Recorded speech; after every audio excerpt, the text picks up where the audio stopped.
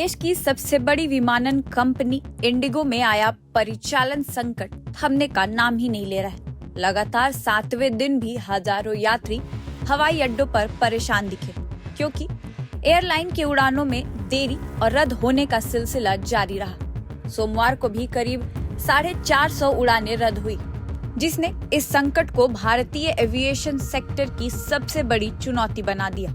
Patna airport पर flight cancel होने से यात्रियों की परेशानी बढ़ गई है। पिछले कई दिनों से फ्लाइट कैंसिलेशन का सिलसिला जारी था, लेकिन आज स्थिति और बिगड़ गई।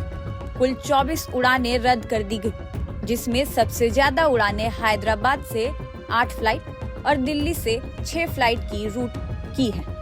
इस अचानक फैसले से हजारों यात्रियों की मुश्किलें बढ़ गई हैं। इंडिगो ने इसे फिर ऑपरेशनल कारण बताते हुए कैंसिलेशन की पुष्टि की।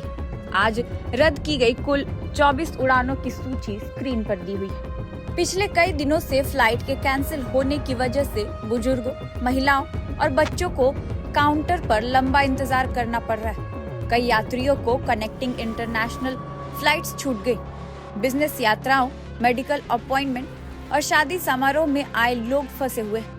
दूसरे एयरलाइंस के टिकटों की कीमतें भी सरकार की ओर से निर्देश जारी करने के बाद भी आसमान छू रही हैं। होटल और यात्रा में लोगों के अतिरिक्त पैसे खर्च हो रहे हैं। इंडिगो की ओर से जारी संक्षिप्त नोटिस में कहा गया है कि ऑपरेशनल कारणों से उड़ानें रद्द की गई हैं। यात्रियों को रिफंड, क्रेडिट सेल या रीबुकिंग का विकल्प दिया जा रहा है। वेबसाइट, ऐप या कस्टमर सपोर्ट से अपडेट लेने की सलाह भी दी गई।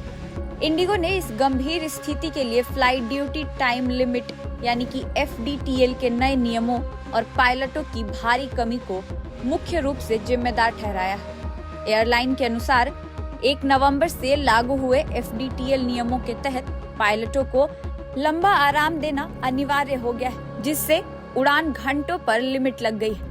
पहले से ही क्रू मेंबर्स की कमी से जूझ रही एयरलाइन के लिए यह दोहरा झटका है। इस बीच इंडिगो को 7 दिनों में हजारों फ्लाइट्स कैंसिल करनी पड़ी और रिपोर्ट्स के मुताबिक यात्रियों को लगभग 610 करोड़ रुपए के टिकट रिफंड भी जारी किए गए। इस गंभीर परिचालन समस्या का असर इंडिगो की मूल कंपनी इंटरग्लोब एविएशन के शेयरों पर भी दिखा। सोमवार को कंपनी के शेयर 9% तक फिसल गए, जिससे इसका मार्केट कैप गिरकर 1.89 लाख करोड़ रुपए पर आ गया। यह गिरावट बाजार में निवेशकों की चिंता को दर्शाती है। यह जानना दिलचस्प है कि आज संकट में फंसी देश की सबसे बड़ी एयरलाइन की शुरुआत 2 दूरदर्शी दोस्तों ने की थी। इंडिगो की नींव साल 2006 में राहुल भाटिया और राकेश गंगवाल ने रखी थी। राहुल भाटिया जहां यूनिवर्सिटी ऑफ वाटरलू में पढ़े हैं, वहीं राकेश गंगवाल IIT कानपुर के छात्र रहे हैं। दोनों ने मिलकर 2004 में इंटरग्लोब एविएशन की शुरुआत ऐसे समय में की जब देश का एविएशन सेक्टर अस्थिर था।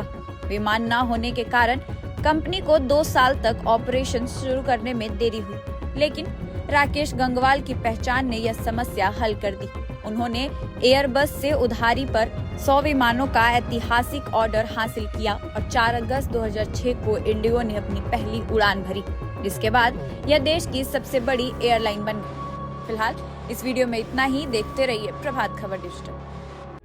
प्रभातखबर.com, विश्वास वही, रफ्तार नहीं।